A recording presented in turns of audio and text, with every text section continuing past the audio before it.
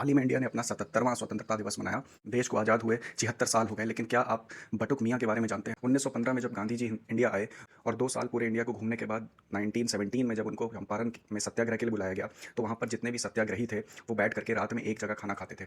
और वो जो खाना था, वो जो खानसा बनाते थे, उनका नाम था बटुक मियाँ। और ये बात जब अंग्रेज़ों को पता चली, तो अंग्रेज़ों ने बटुक मियाँ को कई सारे इंसेंटिव्स दे करके उनको ये कहा कि वो उस खाने में ज़हर मिला दें, ताकि सारे सत्याग्रही, स्पेसिफिकली गांधी जी की मौत हो जाए।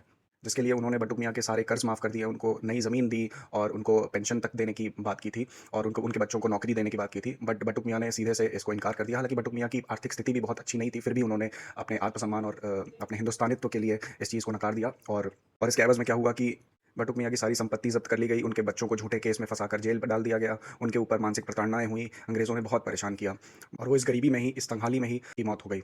ऐसे कई सारे स्वतंत्रता सेनानी एक गुमनामी के पन्नों में खो चुके हैं और इसी तरह की जानकारी के लिए सब्सक्राइब करें बिटवीन द